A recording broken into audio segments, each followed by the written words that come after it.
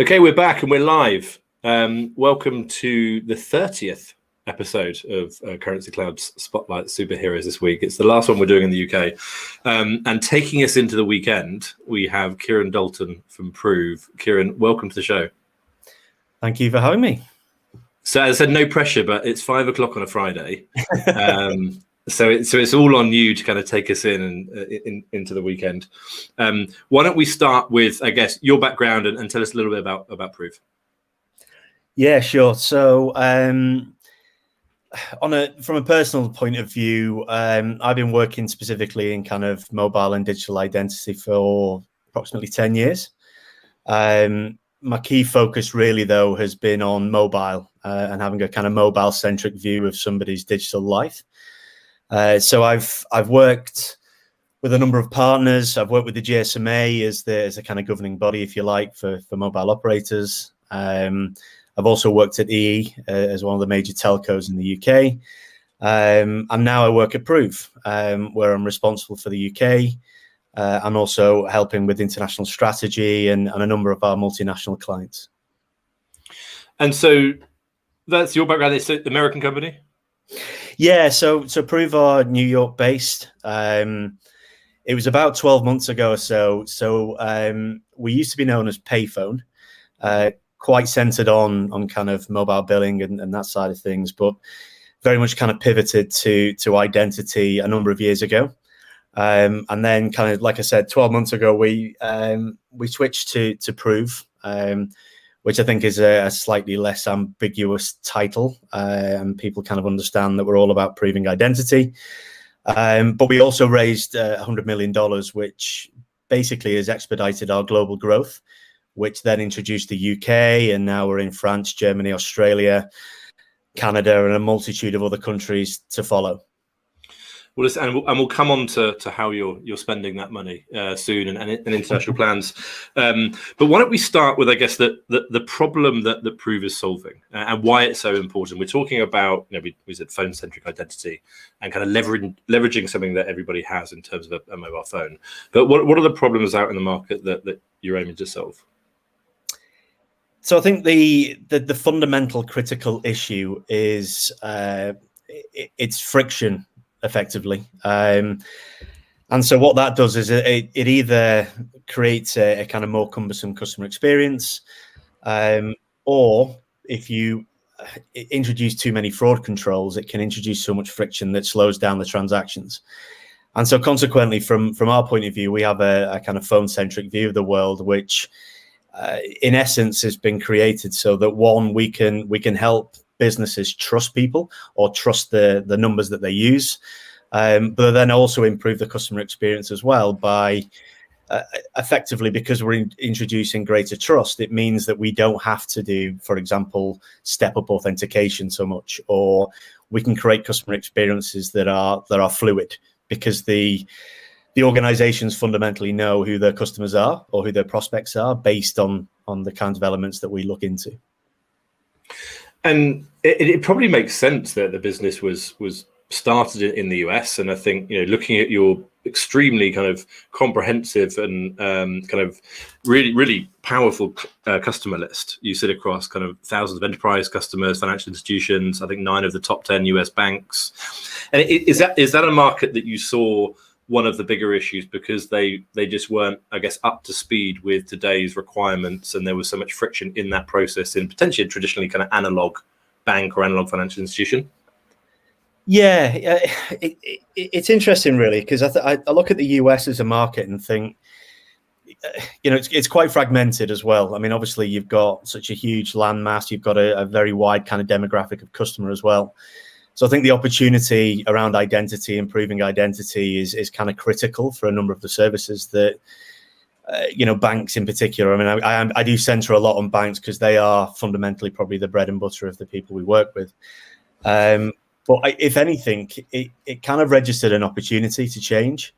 So, in my experience anyway, I look at the US and think, actually, as much as you could argue in some areas digital transformation may not have kind of gripped as much as, say, the UK or Europe, But then I do see an element of innovation that's certainly been kind of sped up in the last few years, almost kind of aligned with what we're seeing in the UK. And I think a lot of that was based on things like, Silicon Valley and some of the disruption that's happened as a result. But yeah, it's and then I mean, just to kind of take it on a level, I look at the US and there are some regulations and things that came in that kind of again sped things up. But actually, from a European standpoint, we became, if anything, more aggressive because of things like PSD2, where there was a recognized need to move forward with trust and risk, and just fundamentally because people had a change of behavior. Yeah. And have you seen that enhanced over the last 18 months with COVID, and it's kind of where people and sometimes, especially in the US, but I think across kind of the UK and Europe as well, whereas transformation was often on someone's roadmap, it wasn't always top. But actually what's happened, especially in this move to digital, COVID has actually been a catalyst for a lot of people to say, we have to do this, otherwise we're going to get left behind. 100%. It's kind of interesting, really, because there's this like kind of dichotomy around what's happening. So I look again, I talk about the banks, for example, and it's quite interesting that initially when COVID kicked in, there was a feeling of we don't know what the new normal is going to be. So how do we prioritize as to how customers are going to behave?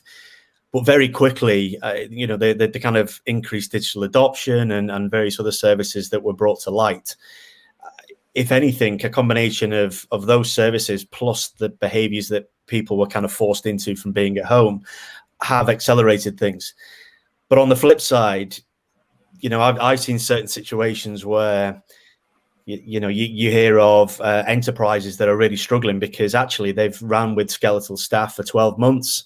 So they've not had the development bandwidth and things like that. So it's kind of sped up the digital transformation. But what it's done is it's actually made, in my opinion, the banks kind of refocus on who are our existing customers and what are they looking for? Yeah. And actually prioritizing based on that rather than kind of doing willy-nilly innovation or, something that might be a token or an ad hoc gesture. It's actually, we've got somebody here who's sat at home. In the past, we used to rely on them coming into a branch. We don't have that option. Right, what's the best approach? And you have to get that right. There's no kind of secondary option to that because fundamentally we were all locked down. So it's it's referred the innovator's dilemma. I think it is. It's yes. Where we're focusing is the I think it's really interesting. So just shifting to, because the US is obviously a huge market, especially in financial institutions, depending on who you believe, 8,000 banks or community banks. The UK, for which is a big part of your focus, is slightly smaller in terms of market size. But is it the same challenges? Is that what you see? So whether it's US or UK, or are there kind of regional differences in the challenges that these people face? No, we are literally seeing identical challenges in both sides, really. I mean, to give you an example, what we're seeing a lot is either European-based multinationals or US-based multinationals that they're asking for consistent experiences in every market. So from our perspective, we're finding that because of that alignment, you may have a major bank in the US that may be maybe US-centric only. They are trying to do the things that are fundamentally seen as best practices across whatever sector, and the UK is the same. What I find probably it's almost kind of, I mean, from a Proof standpoint in particular, we've had a lot of kind of empirical learning over the years. We've had a lot of insight, a lot of data science, a lot of kind of customer experience and dealing with different departments and things like that, which has fed into ultimately something that's relevant across the board. And thankfully, that means that we're replicable, and actually the experiences are the same as well. I think it's actually going back to, I guess, the problem we're solving for, and it's interesting. It's probably ironic that we're having you as one of our last kind of superheroes on the show, because actually what you're solving for is very much at the front of the journey of that kind of digital onboarding. And maybe let's dig into, I guess, some of the benefits and how that initial process, onboarding process experience can be a real kind of differentiator for the customers that you're signing up. Yeah. In fact, I've got a couple of good examples around this. So without naming names, not necessarily a customer of ours either, but I onboarded not long ago with a neobank. I went through a process, and halfway through that process, which was all digital driven, and in fact, it was a mobile only bank. So you're thinking, well, surely it's not going to take me off into some channel that suddenly I can't actually deal with. They asked me to email a photograph of my passport. And I thought, right. So they literally lost me at that point, because I was thinking, well, this isn't what I expected. But then on the flip side, and I think this really brings into the opportunity of actually, if you focus on mobile and focus on the number as a kind of proxy to somebody's identity, we've got situations now where, with that experience at the front door, within 3 clicks, we can have somebody apply for credit. We can have a pre-filling of a form using personal information via consent. We can prove trust around the number. We can prove you're in possession of the number. So as a result, all of these things are going on in the background. The customer doesn't feel a thing. They're onboarded. And then, if anything, that just leads to more revenue examples and opportunities going forward as well. And I think that's where it's critical. That first impression is everything. And listen, I can relate to that pain, whether it's either a financial institution or any other, I guess, application. That the expectation of the consumer has changed dramatically over the last kind of 5-10 years. It's that digitalization of the consumer that's happened, and yes. It's weird because 5 years ago we probably wouldn't have an issue like gathering some documentation and faxing it across to somebody. But now, if you can't get in and be onboarded by whatever application with 3 clicks and a thumbprint or an iris scan, you're right, you lose them. In terms of kind of application, and I don't want to go too far away from, I guess, your core business, but in terms of application of your services, this is surely bigger than just financial kind of institutions. Surely, in terms of kind of proving digital identity, must be huge. Yeah, 100%. So what I would say on the financial institution side, obviously there's a very obvious kind of fiscal issue if there's something that goes wrong. So if anything, that's probably the one that's grabbed the attention first. But what I'm finding, and what we're finding generally, is, we've got applicable use cases now in everything from healthcare, where we've leveraged our ability to determine identity to open up things like COVID, care centers or whatever it may be, without having somebody looking for documents or proving who they are. There's conversations going on at numerous kind of government levels. But then as we drift into things like gaming, gambling, there's a whole wealth of opportunity of, well, actually, we all have to do account onboarding, or we all have to do registration, or we all have, there's payments involved, or there's account changes made. And as a result of that, why not leverage something like what we're doing to kind of make that and again, use the term frictionless as possible. And I guess there's 2 sides to the digital identity as well, because the one side is the ease of onboarding, but the second side of it is to keep our identity, our data safe and secure. And how much does that play into kind of what you do and what you build? Oh, it's massive. It's kind of interesting because when I started to do this stuff, you get a lot of information out there that say, big data and Big Brother and all this kind of stuff and surveillance.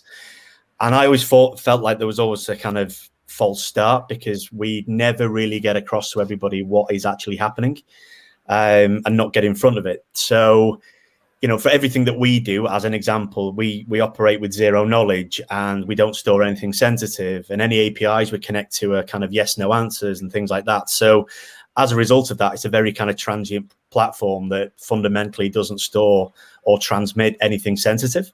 And that then means it's palatable across the whole journey. Plus, we make sure we get consent and other things. So, yeah, it's a very different world now, and I think GDPR has helped that as well. Well, listen, we're almost up on time, but one final question is, obviously tremendous success so far, big investment into the firm.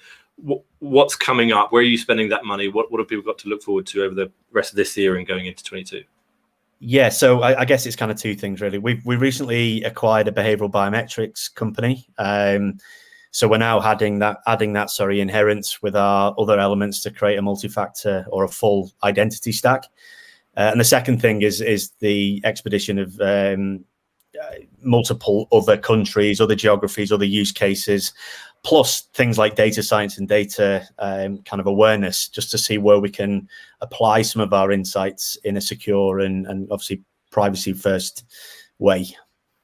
So they're keeping you busy. I know kind of number one focus for you is UK, but you also on that international kind of strategy team. So it's going to be a busy few months for you, Keith. So before we head off, where can people find out more about you and what you're doing at Prove? Yeah, so I mean, by all means, go to prove.com or email me directly. I mean, you'll find me on LinkedIn. I'm pretty active. But yeah, I mean, it's prove.com really, and by all means, reach out. Always willing to have a conversation and listen and learn as well. So all good. Thank you. Thank you for today. No, thank you for coming on. It's one of those things that perhaps isn't always thought about, but is so important that it's that initial touch point, the first entry in terms of that getting to know a brand. I think it's fantastic what you've done. So congratulations so far. Look forward to tracking your progress over the coming months and years. Keith, Kieran, thank you very much for coming on. No worries. Cheers, Rich. Thank you. Take care. Bye-bye.